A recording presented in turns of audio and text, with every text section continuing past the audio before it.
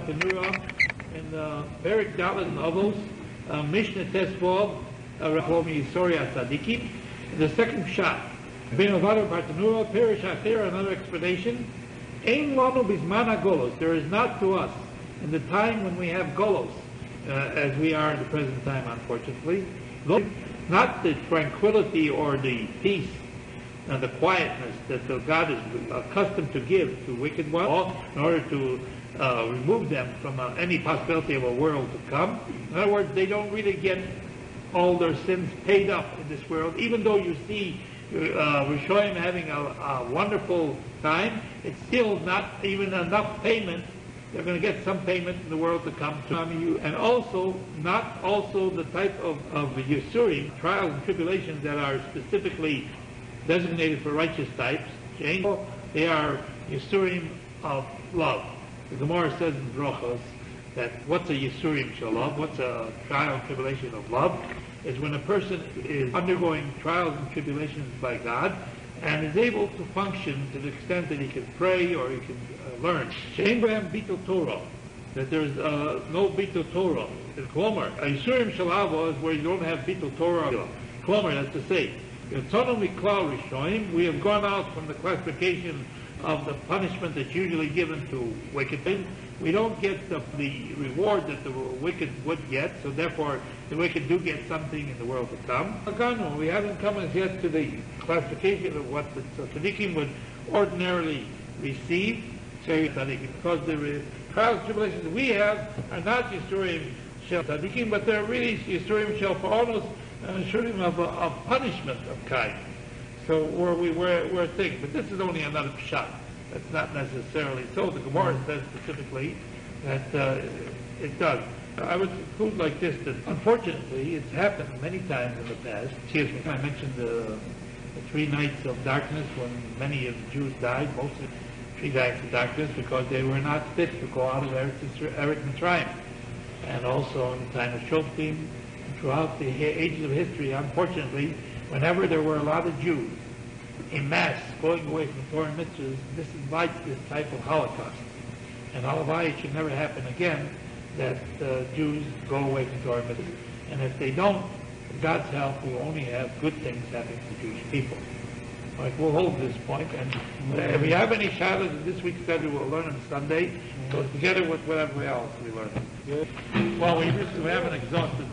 No matter how much we learn, it's a tremendous thing, because truthfully, you see, we don't know, because God knows all the answers. We only know a portion. But what our Chazal tell us, we can make an educated guess and find out that what this is. The Gemara that says that God, he said, I want to do the reward, although God gives the reward, but on the great privilege and honor of serving God. And today we're going to learn in the Shas Gemara, it's the third big line.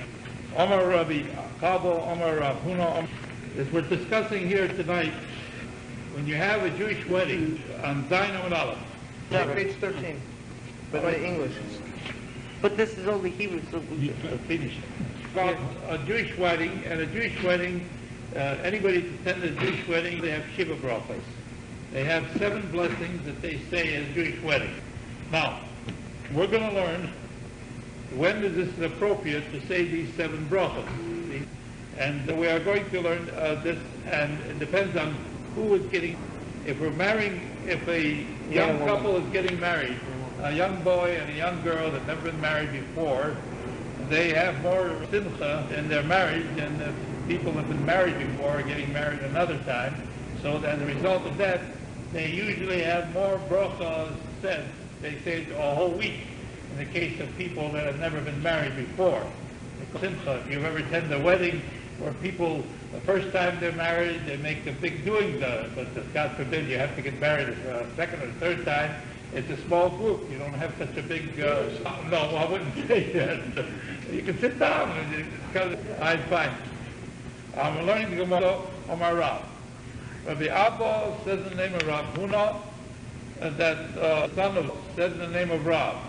Achat regardless whether you marry a virgin, a girl that's never been married before, and regardless whether you marry a widow woman, that means a woman that has been married before, Una brocha, they both need blessing. Birchas Chatzonim, Rashi tells us. They need blessings of the wedding. You remember we learned Gemara and Kala? Kala below brocha, os labalo tenido. It's prohibited to live with her husband until the do say these brachas. So if you ever go to a Jewish wedding, you'll notice that they have Shiva brachas at the wedding. And sometimes they have a ceremony, and then if they have a meal afterwards, they have it again at the meal. And if they, during the week of the wedding, after the wedding, if they get ponim chadoshos, new faces, anybody comes in that the simcha gets a little very again, you can sit down and get a minion, you can sit down and you make Shiva brachas again. Shaila alert. Does it have to be a Jew? Obviously. Does it have to be a male? It's just like a minion. But in addition to this, and there is one exception to this, you may, on the first week of wedding, after the wedding, on Shabbos, make Shiva, the Shiva brachas, even though you don't have a new guest, because the Shabbos is like a new guest. So it's like Kohen Chador. So we say like this. So we say, regardless of whether it's a woman that's never been married before, regardless whether it's a woman that's been married before, both of them need bracha. Fine. So the Gemara asked the question, you mean Rav Huna says that regardless of whether the woman that's getting married is a virgin, that's never been married before, or an almona, a widow, a woman that's been married before, in either case, she needs bracha? I can quote you a different saying from Rav Huna. Rav Huna said, almona enatuna bracha. Rav Huna says specifically, if a woman's been married before, she's a widow, or when we use the word almona, a woman that's been married before, usually the word almona means widow, but here it means a woman's married before, she doesn't need bracha. So it seems to be a contradiction. You say Rav Huna says that both a woman that's a psula and an almona needs bracha, and here we have another saying from the same authority that says that they doesn't need bracha. And for the Gemara Lokash, it's not a difficulty. In the case where a woman that is an almona, that's been married before, when does she need bracha? If she marries a young man that's never been married before. So the bracha is because the young man has never been married before, so we have a bracha for his sake. And Khan, when Rav Huna says you don't need bracha, when a widower marries a widow, they've both been married before, then Rav Huna would perhaps hold they don't need bracha. You don't have to say Shiv bracha. Then the Gemara immediately challenges that statement. Are you trying to say that there's such a concept that even if it's a second marriage, the widower marries the almona, they don't need bracha? How can that be? Hanasan said to me, how do we know, how do we know that you have to have 10 Jews, just like you have a minion when you say Kaddish, you have to have 10 Jews by Birchas Chatzonim, by the brachas, the Shiva brachas for the marriage? How do you have to have 10? Shnei there is a passage in the book of Ruth, who married the hero, Ruth, who they became the ancestors of David HaMelech. Their great-grandson was David HaMelech. So here he had been married before, and his first wife died. And now he's marrying a woman that's already also been married before. In that case... But she wasn't really married. Well, she had lived with a Jewish man for 10 years. In that case, Vayikach... So he says, Vayikach... That's the question, yeah. So that's not considered a marriage in Jewish law. Just because you live with a shiksa doesn't mean you have a marriage. You're just living without the benefit of Chukah Kadushi. Thank you very much. So he says, so in that case, in the book of Ruth, says, Vayikach Hashem, he took 10 men, Miziknei Oyer, from the elders of the city, Vayomar Shvu, both sit here, Vayeshu, and they sat there, or Boaz, the hero of the story, that married Ruth, Almon, he was a widower, Shenasa Almona, he married a widow. As you point out, she was not a really a Jewish woman until she converted just before this time. But before the time she was a shiksa, yes. Why did the passage quote many times that she was the daughter of Naomi? Yes. When she wasn't.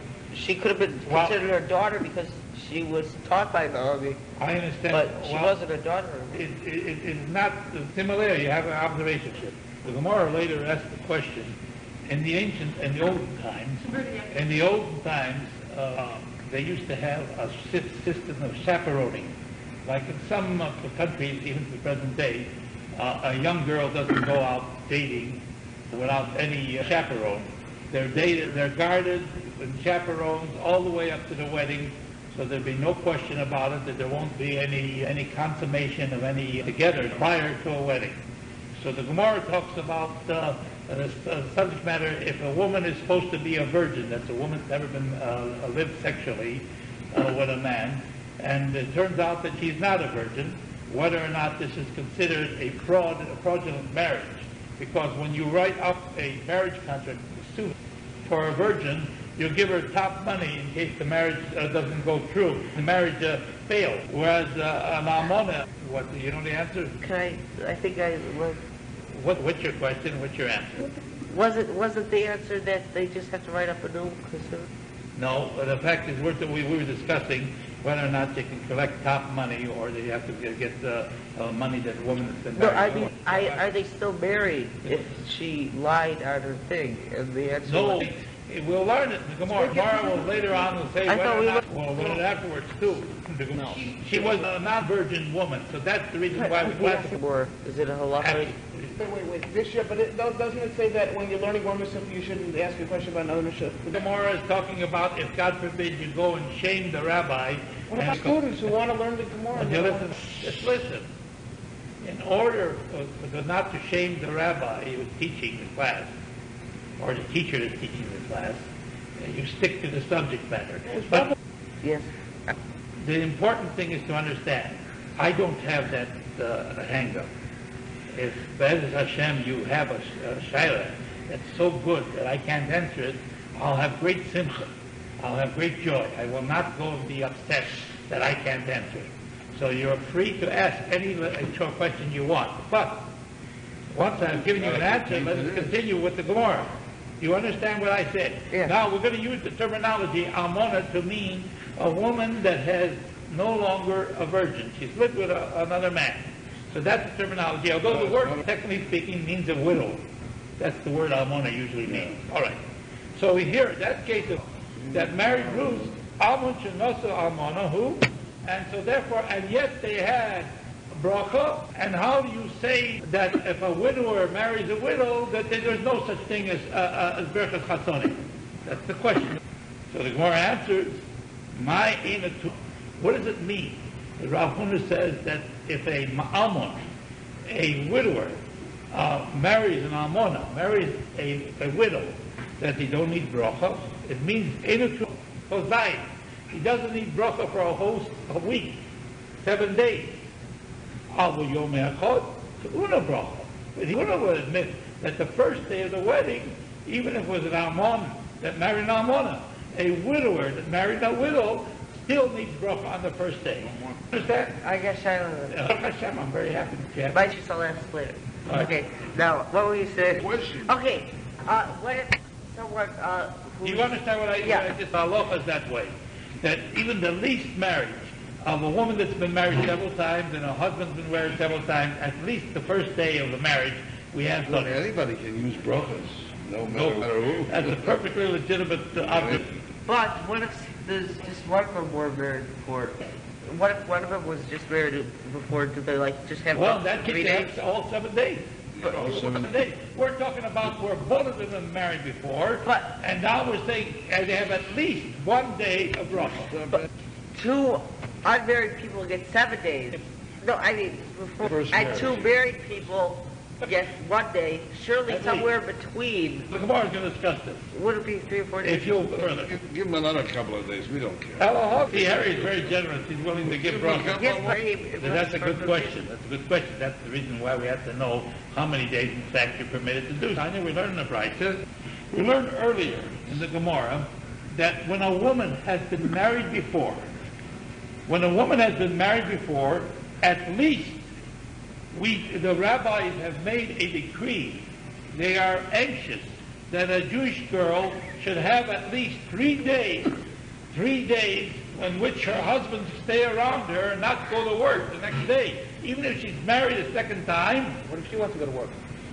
Let her go. So get somebody else in the meantime. God forbid. Let me speak out what I'm saying. A fresh one. First, let's hear what I'm telling you, and then you can ask your child. The sages were anxious to prefer for the betterment of the daughters of Israel, that even a woman that's been married before should have her husband have simcha with her, stay around her for at least 3 days. If there was a case where a bocher married a basula, in the first marriage for both of them, and in such a case, he's supposed to stay around. Arguing for sure. All right, okay, you're talking. Be bloody murdered. Please, but how are we talking here? What's your question? Okay. Did you understand what I said? No, but what That if... is the problem. No, I have... If you're thinking of a new question and you don't hear what I'm saying, that makes it But if impossible. you're giving me answer without hearing what I have to ask... Well, you're asking too many questions. No, sorry, let him ask. Put them out. Okay. What if they're both the first time they ever got married, but Then- what is it necessarily... But what if they're not necessarily virgins? We presume we're talking about three cases. We're not talking about people that are not religious. Yeah. What's the minimum? The Gemara discusses that. Does a woman lose her accident or something of that nature? We'll discuss it at this time. But at this point, we're just saying the ordinary rule. We're always talking about the Gemara is talking about the general rule. No, Harry, the Jewish law is before the age of 13, a Jewish boy is not permitted to marry. But after the age of 13, not only is it permitted, he can get married at any time, and a Jewish girl can get married from the age of 12 and 1 day. And 12 and a half, she doesn't even have to ask her parents. She's already on her own as far as the choice of who she's going to marry. At this early age, of course, most people don't get married at that early age. Gemara discusses it, and the Gemara says if a person could get married at that early age, they wouldn't be having all hang-ups about worrying about sex and about other sex and everything. They have clear minds, and they wouldn't be running after other things. The time when you're waiting around to get married and you get to be 30, 40, 50 years old, it's ridiculous. By the time you get married, it's a really ridiculous thing. As a matter of fact, the Gemara talks about it. The Gemara talks about this case in Kedushin. The Gemara talks like this, that if a person is supposed to get married ideally around 18, but 18 is what the Mishnah says. The Mishnah says 18. And by 20, if a person doesn't get married, the Gemara says, God says to that person, if he's not looking, may your bones swell up. Because God wants a person to get married and have children. The race to multiply. That's right. It's not a proper thing for a Jewish boy not to get married. You're not supposed to go Harry, would you not stop? Harry, you don't put that you may be more true than you think. No, they had the same headaches we had today, Harry. There was also rehabbers just like in those days. All right, let's go further. What? We're talking about, we're learning a Brisa. We learn in a Brisa that the sages said they were anxious for the daughters of Israel, even the ones that had been previously married. Now they're getting a new husband, and that they should have at least their husband around them to make them happy for at least 3 days before they go back to work. Rabbi, so what kind of a case we're talking about? If you're talking about a young man that's never been married before, for a marriage you said Shiva. He's supposed to say Shiva brachas for 7 days. If you're talking about a widower that's been married before, for a marriage Yomechel, you said only 1 day is required. So how do you come now with 3 days? It's neither stuff, it's 3 days. So it seems to be... Is that the middle part for No. one? If you wish, you can answer like this. The Almon, in relation to a person that has been married once before, a man, and a widower, Yom Echad the bracha, he has to have at least 1 day for the bracha, for the 7 blessings that are made at a Jewish wedding. With Shlosha the Simcha, and at least 3 days for the rejoicing with his new wife. Or if you wish, you can answer it like this. B'bocher, for a young man who's never been married before, Shiva l'bracha, he should have 7 days to say Birchas Chasonim for 7 days after the wedding, with Shlosha the Simcha, and at least 3 days for the joy, rejoicing afterward. Turn the page. Maybe I'll ask you a question. In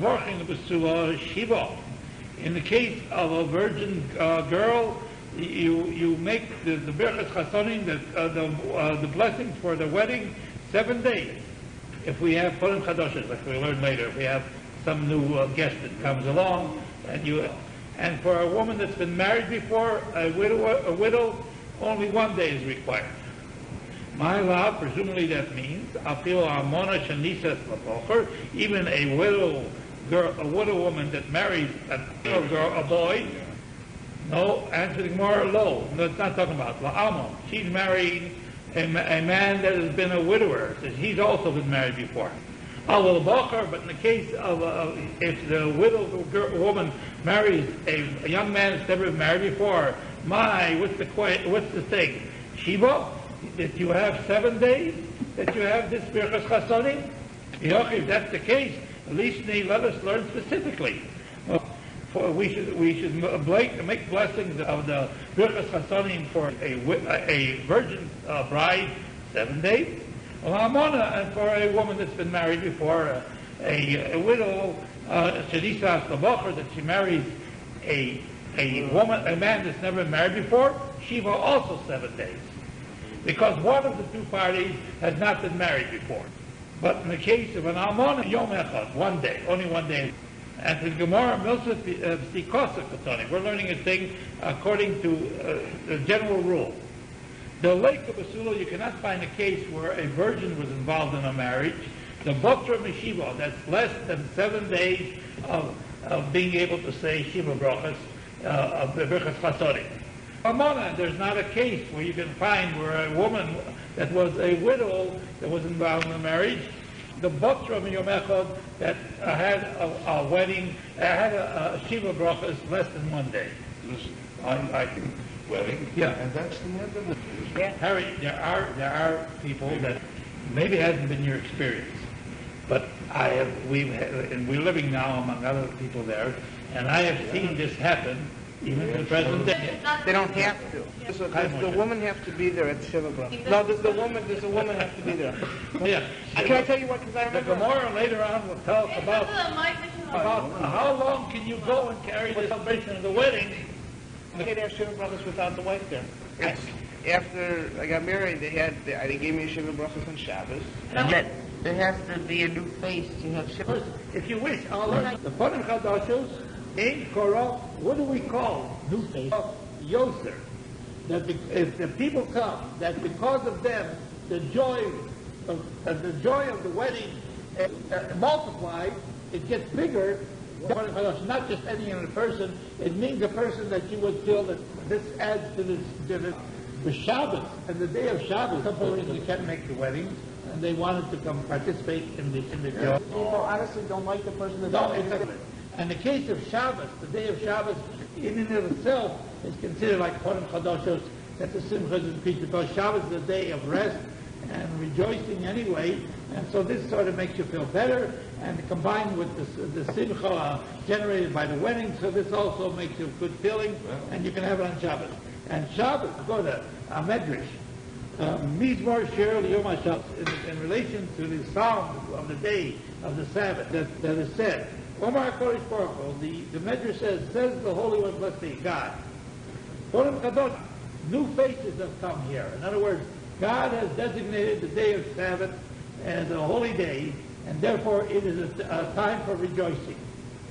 And Nomar Shira, so therefore you should sing a song of rejoicing. Well, let's sing. So therefore, for the honor of the Sabbath, we add to the joy and to the feast, and therefore it is appropriate to say on Shabbos on the first week of the Chasna. Yes. What if the Shabbos? What if there has been any Shiva Brachas? Let's say they get married on a Sunday. Could they have a Shiva? Of course, you have Shiva Brachas at the wedding. I know, but I mean, if there has been in the weekdays. Even if there hasn't been. Matter of fact, later on the Gemara says later on, the celebration of the wedding could even extend as much, maybe not the whole 7 Shiva Brachas, but one or two of them even extend as much as a year later. Okay? That's why, you have simcha for a whole year. That's why you know that if you get married, the first year you're supposed to go and make your wife happy. After that, if you don't make her happy, it's First year. Okay, because that's the, he's married 26 years, he's still going through an adjustment period. He didn't figure out his wife yet. He can't figure her out. Married 26 years. Right. Is there any, you understand that part? Yeah. What?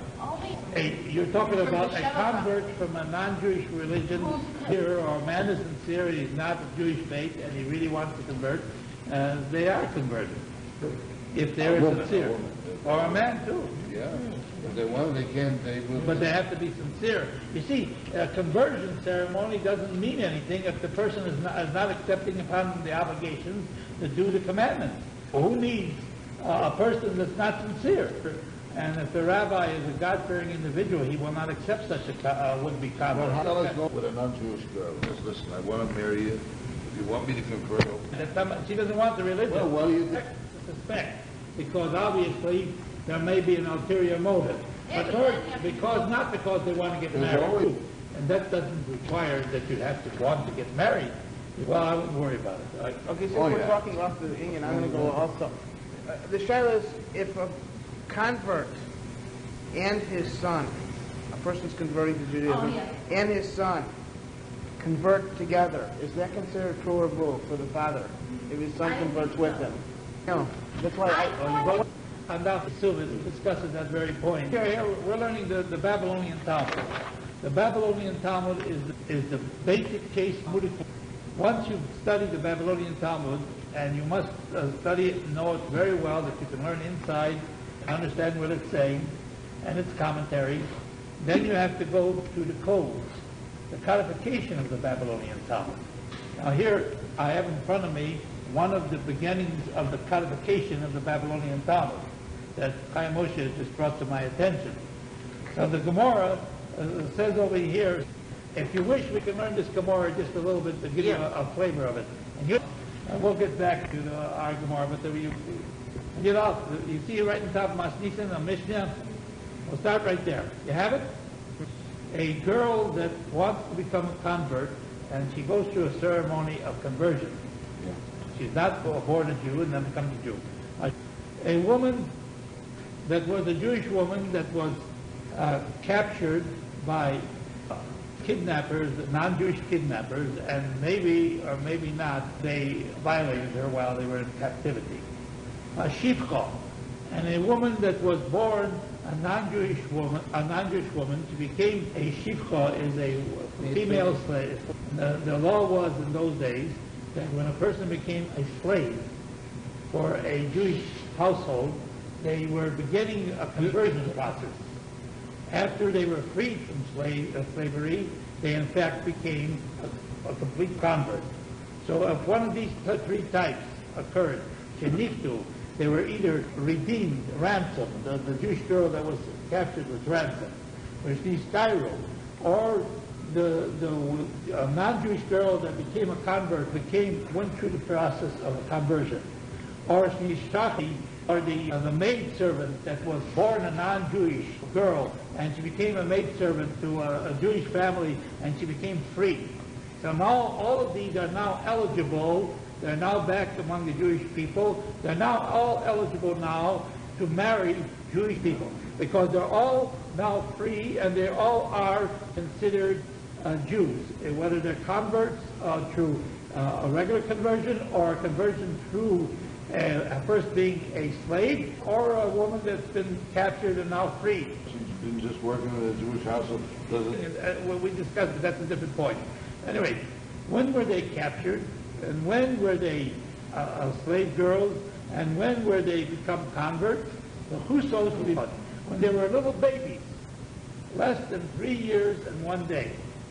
Now we have a general rule in the Talmud that if, God forbid, it should never happen, that a little baby of that tender age, of less than 3 years and 1 day, has been sexually molested by a person, the hymen grows back on the child, and the child is considered, as far as the Jewish law is concerned, as a virgin when she gets married, when she grows up. So this occurred prior to their third year and 1 day. So in such a circumstance, when they grow up and they get married, they have top $200 zuz, 200 zuz, which is the top money for a virgin girl, bride getting married. In their marriage contract, they're entitled to top dowry. Oh, that's more, not dowry, it is settlement. The husband will complain that he was defrauded. It turns out she was not a virgin at the time of the marriage. All right. Amar Rav Huna says, Yer Koch, a little baby convert, Matvilin also al das Bezdin. We could, if God forbid, that person does not have any parents, and we as the tribunal wish to go and convert this little baby. A Jewish couple has adopted this little baby. It happens all the time. They adopt babies, and sometimes the babies are from non-Jewish parents. So they want the child to grow up to be a Jewish child, that happens. So Ger Kotan, a child of that nature, that in order to have a proper conversion, you have to have certain requirements fulfilled. If these requirements are not fulfilled, the conversion is not recognized as a proper conversion, and that child is not considered a proper Jew. We have a dispute, a running dispute, even in Eretz Israel at the present time, that they should have, if you're going to have converts, they should follow the Jewish law. And unfortunately, the reform and conservative movements don't follow it. Do they do it here? As the parents adopt a child. We happen to have in the presence of a young lady that had seen many of this happen. That young lady over there. Yeah, they take the baby to the a boy, but what if it's a boy? What happened to my wife and my daughter? My wife is in charge of this type of operation in the Chicago Midwest. My daughter helps her a lot, so therefore she has. Oh. In case of a Jewish, a proper Jewish conversion, you've got to have three, and you usually have three rabbis that are knowledgeable about the laws, and you've got to have them in the presence of these three rabbis. There has to be a kabbalah of the obligations of the commandments that are obligatory on a Jewish girl or a Jewish woman. They act as they're giving the consent. What if they then say when they grow up, we never... That's exactly what the Gemara is going to discuss right now. Let's do it. The Gemara says this. I'll give you a epitome. If you have one of these little babies, a dip, before they actually are old enough to make their own decision on their own mind, so when they get to be old enough to understand what's happened, then at that point, if they make a decision that they don't want it, okay, wait. If that baby keeps Shabbos before he's bar mitzvah, the decision is at the point when they become a ben or old enough to make a decision. Whatever decision they make, if they make a decision they don't want to go through with it, then he don't want to be Jewish. Everybody decides they don't want to be Jewish. From when they were born. Well, from the time he was born retroactively. That's right. Then what about after that? Before he became a ben das, he kept Shabbos. Then from the beginning, retroactively, he's understanding he was too young to. What if he kept it according to the person keeps what the parents are doing.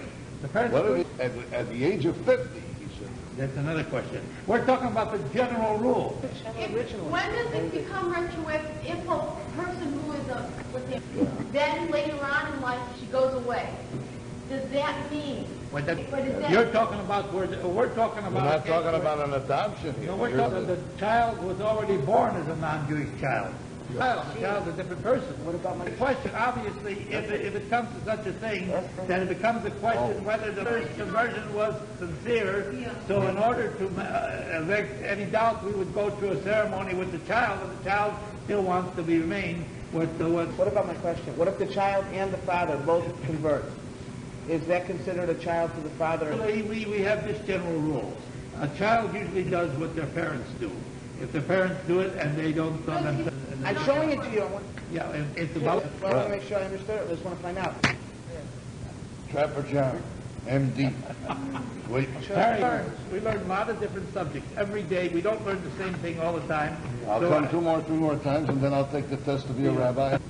depends who shows up. If you show up, I'll teach you something. You also, when a person had children when he was a non-Jew, made Jew now by conversion. The question is whether or not he has fulfilled the commandments in the Torah, you should be fruitful and multiply.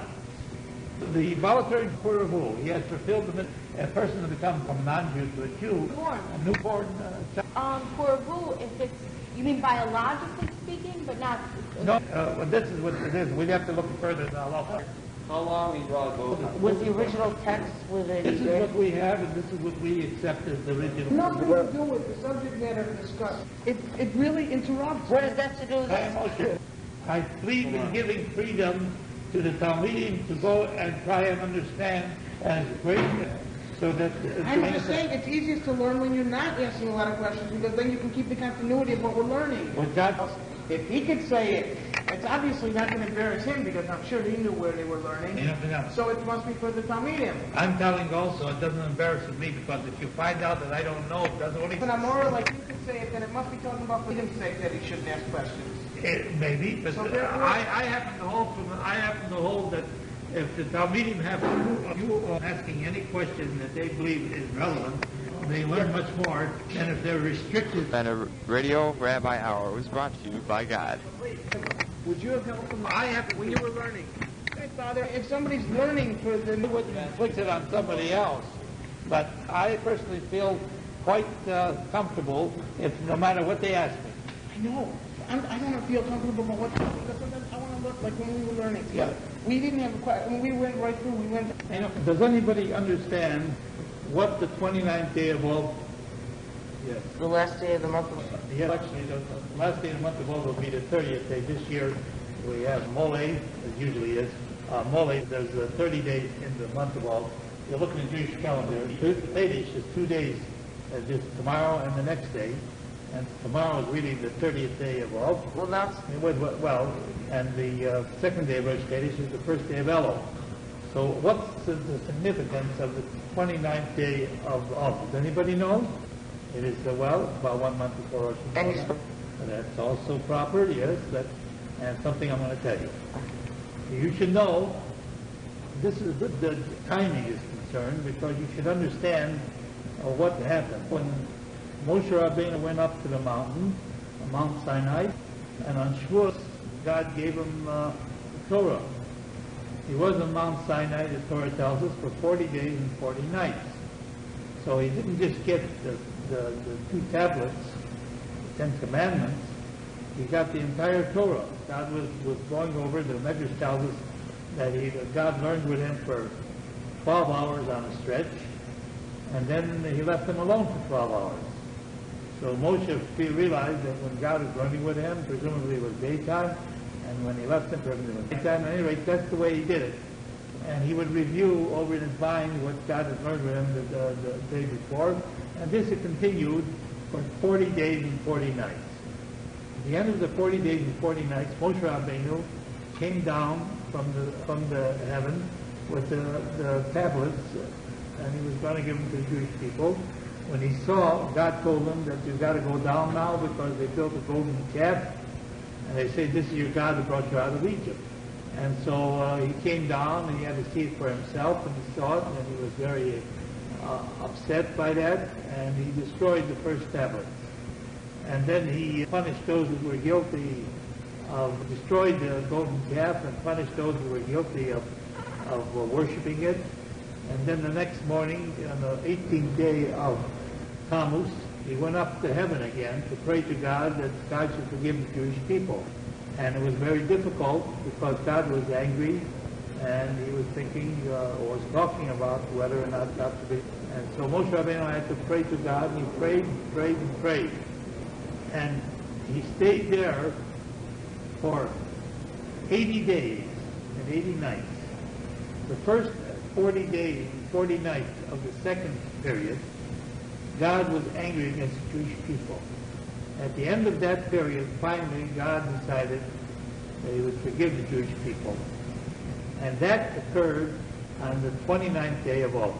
And then he stayed up for another... Then he stayed for another 40 days and 40 nights, again relearning the Torah, and with the second tablet that God wrote on.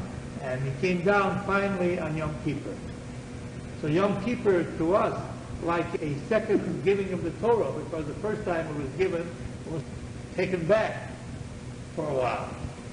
But God, Moshe Rabbeinu, there's a beautiful medrash talking about God talking to Moshe Rabbeinu about what they did. And Moshe Rabbeinu said,